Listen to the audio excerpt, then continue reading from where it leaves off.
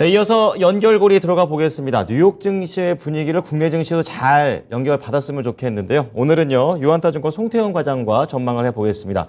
과장님, 안녕하세요. 네, 안녕하세요. 네, 자, 시장의 분위기 좋았습니다. 좀 더 자세하게 주제를 잡아서 말해보겠습니다. 오늘의 주제 공개합니다. 자, 오늘 연결고리는요, 악재의 피로도 누적, 나아지는 투자 심리다. 이렇게 좀 말씀해 주셨는데요. 조금 더 자세한 내용 전해주시기 바랍니다. 네, 분위기는 좋았는데 왜 좋았는지는 잘 모르겠는 시장입니다. 사실상 내용만 놓고 보게 되면은 오늘 반등이 왜 이렇게 강하게 나왔는지를 사실상 조금 알기가 어렵지 않나라는 생각이 들 정도로 악재가 조금 더 많은 부분이 있었었는데 그 악재 속에서도 조금 더 희망의 회로를 돌리게 되면서 일부 편취를 하면서 이제 투자 심리가 조금 더 좋아진 것이 아닌가라고 생각을 해볼 수 있는 것 같고요. 이에 따라서 시장이 워낙 감매도 구간에 들어가 있었기 때문에 그런 부분에서 반등이 나왔다라고 보시면 될 것 같습니다. 그래서 내용을 조금 더 자세히 말씀을 드리게 되면은 일단 먼저 고용지표부터 말씀을 드려야 될 것 같아요. 이 고용지표가 생각보다 좋지 않게 나왔습니다. ADP 연구소에서 보게 되면은 타이트한 노동시장과 높은 인플레이션을 배경으로 월간 고용자 수가 팬데믹 이전 레벨에 가까워졌다라는 평가를 할 정도로 상당히 이 전미 고용 보고서가 그닥 좋지 못한 흐름이 나왔었는데요. 이 고용 지표가 악화가 된 것을 조금 더 긍정적으로 해석을 한 것 같습니다.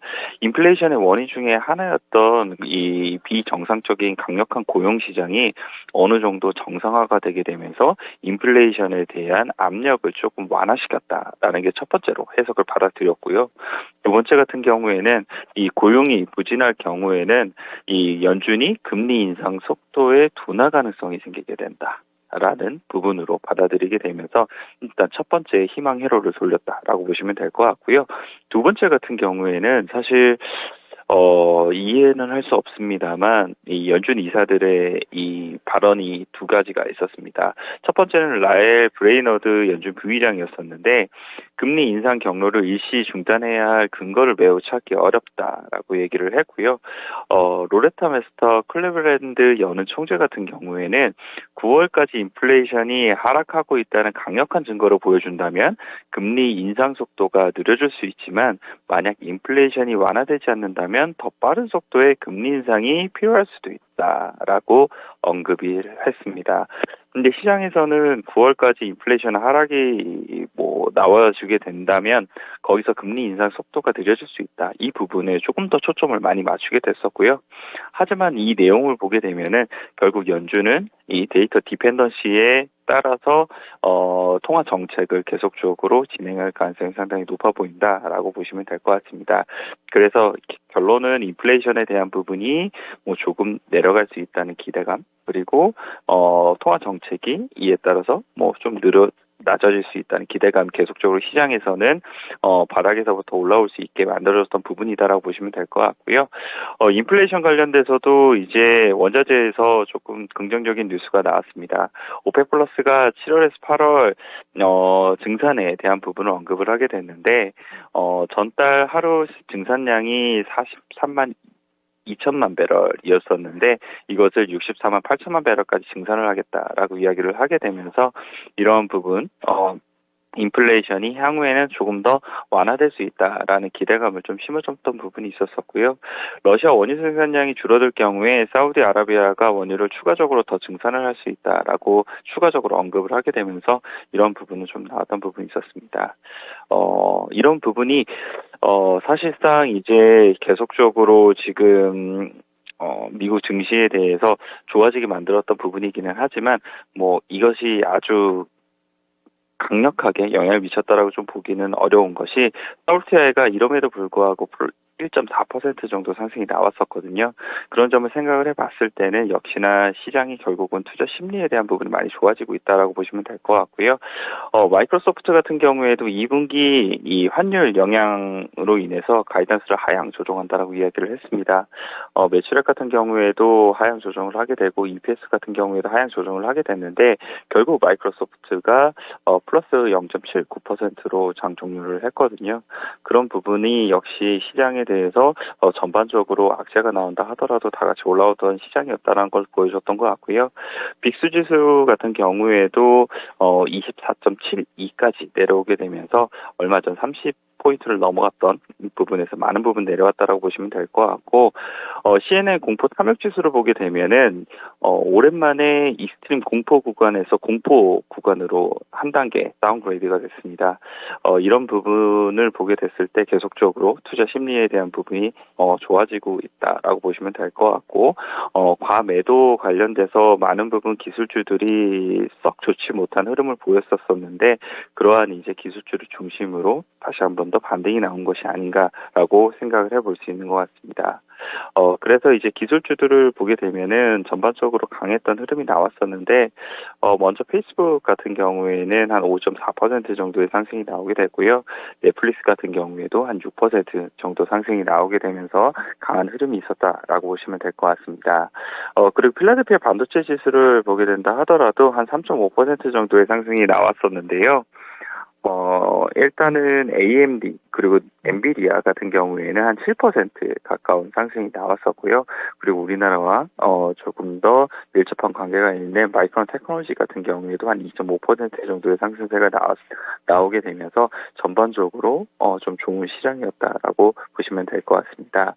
그리고 마지막으로 이제 섹터적인 측면을 한 가지 더 말씀을 드리게 되면은 신재생 에너지 관련돼서 상당히 강한 흐름이 나왔습니다. 먼저 태양광부터 말씀을 드리게 될 텐데, 태양광 관련된 ETF가 5%가 넘는 상승세가 나왔습니다.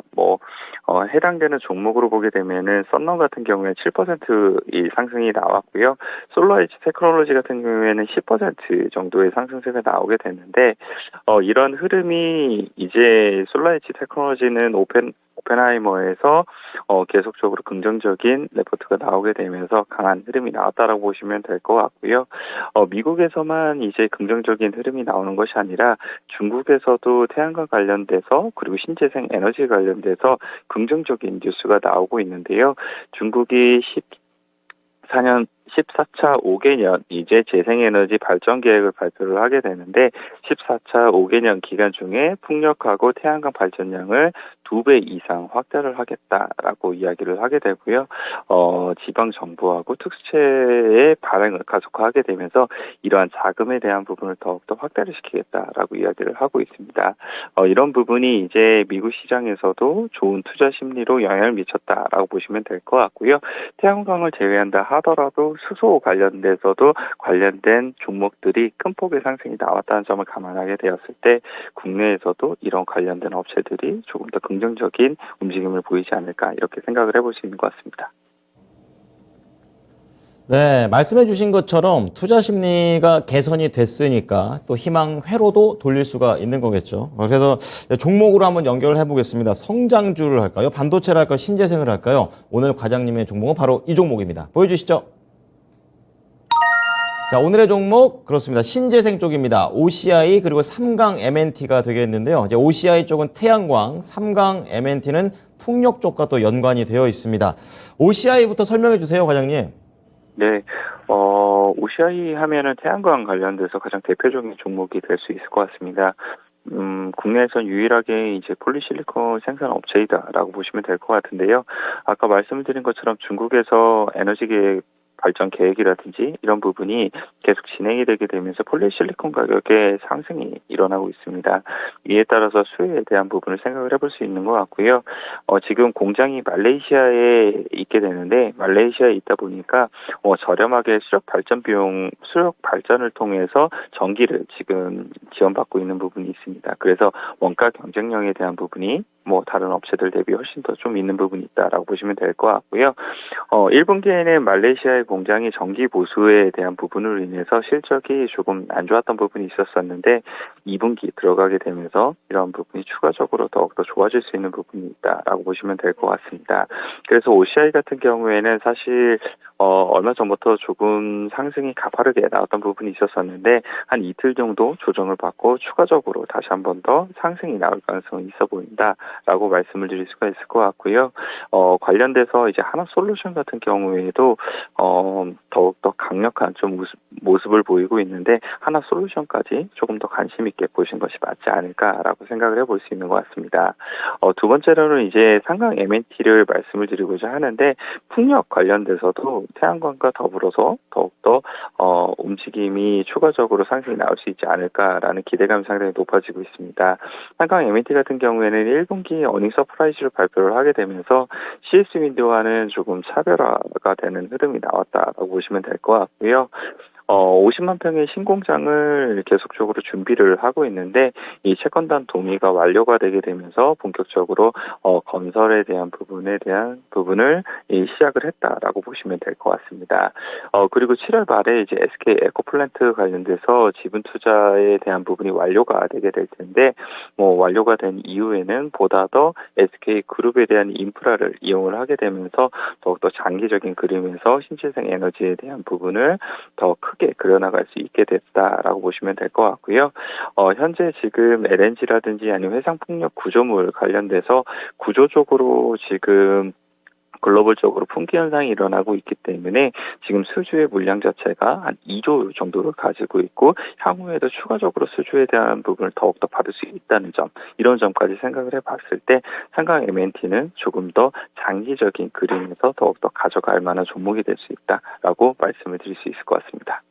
네. 자, 신재생과 관련해서 두 가지 종목에 대한 얘기 들어봤습니다. 과장님, 한 주 동안 고생 많으셨습니다. 네, 감사합니다. 네, 오늘 송태현 과장은요, 신재생 쪽에서 태양광 쪽에서는 OCI를 얘기해 줬고요. 풍력 쪽에서는 삼강 M&T를 언급을 해줬습니다. 이제 OCI 쪽에서는 해외에 대한 그런 경쟁력을 얘기를 해줬고요. 풍력 쪽에서는 삼강 M&T 강력한 실적과 증설에 대한 모멘텀이 있다고 하니까요. 잘 참고하셔서 시장 대응해 보시기 바랍니다. 지금까지 투자 판단에 도움이 될 수 있는 정보를 제공해 드렸습니다. 하지만 특정 종목의 상승과 하락을 보장하지는 않으니까요. 이 부분 참고해 주시기 바랍니다. 금요일장 잘 시작하십시오. 고맙습니다.